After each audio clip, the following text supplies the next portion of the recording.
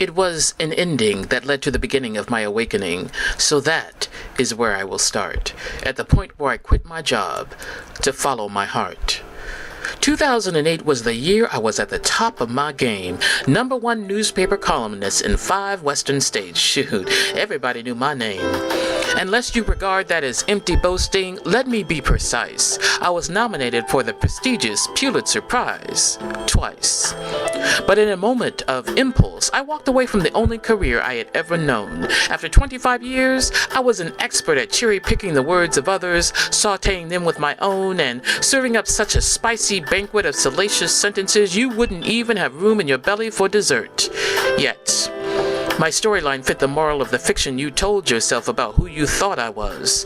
See, you forced me to learn how to make my smiles the biggest outlaws that ever existed. You were always searching for evidence of them at their last known address. So I'd grin, with eyes so blank you could fill out every line and cash that happiness check without the bank ever realizing it was forged joy.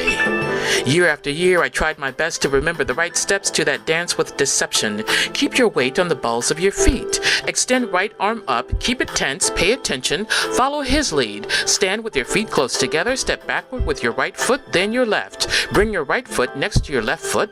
You are back where you started. Now repeat. It may sound easy, but it was no small feat to take a back seat to your own life.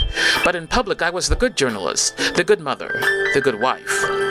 You saw me, but you didn't know me. I was all show, so you couldn't tell I was so despondent I wanted to crawl out of my own skin, shed my pain within like a courageous caterpillar, metamorphosing into something beautiful, something other. For so long, my heart was torn and bleeding from brutal, haunting words and pointless attempts to make you remember I was the one in the white dress you promised to love and cherish forever. Well, at least until you died, or maybe until I died.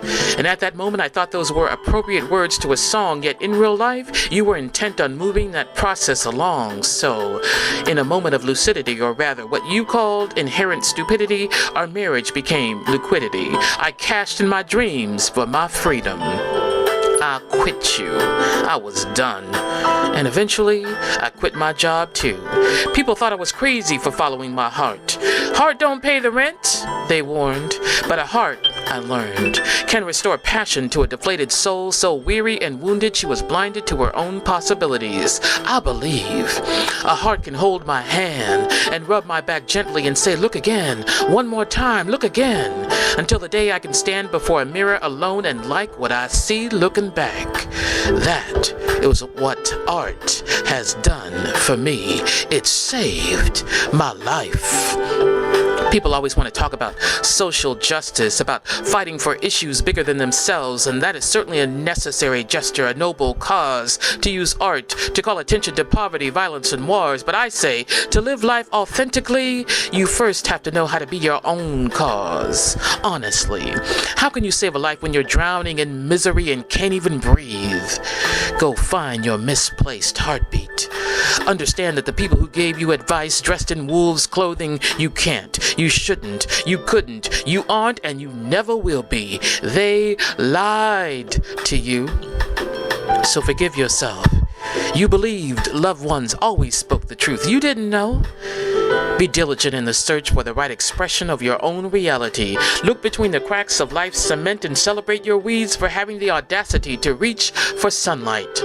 Acknowledge your indiscretions and treat them like you're on a scavenger hunt for wisdom. Disappointments are there to remind you that hope is alive and longing to be the refrain of your life's anthem. Be an authentic artist. But it is not an easy journey. You cannot be on this divine path and still live your life based on others' expectations. Sometimes social justice is wrapped up in the righteous anger of one who is done with what is and ready to embrace what will come. Righteous anger might be exactly what you need to step away from the seductive shadows of dark night and to know that you are unquestionably worthy of saving your own life. We are here, searching for answers just like you, and we are more than willing to help you carry your load that has your back bowed down so far you can kiss your own toes. Together, let us lean into the uncertainty, sit with the unanswered questions, and keep them company like you're entertaining long-lost relatives who just won the lottery. So right, paint, sing, draw, dance, collect and reuse, create, wonder. Find your voice in whatever language your imagination speaks best. The creativity within you was always meant to be expressed. And even when it feels like no one is listening, speak louder and let her be born. Let her be born with intention and handled tenderly, gratefully. Let her emerge from the depths where shameful secrets have burrowed so deeply into your bosom you almost forget they even exist. Let her speak to me through you, so that I may reclaim myself and know that I am finally understood. Let her be born. She is waiting for your invitation, a spiritual summons that can only travail when you embrace the love, the tragedies, the emotional depth that makes us human. She is a mosaic thread connecting us all in ways we cannot even comprehend. She is the completion of your HEART. She is art. She is art. She is art. Let her be born. I quit my job to follow my heart. And this amazing, life-giving organ took me on a remarkable and creative journey that led me back to myself.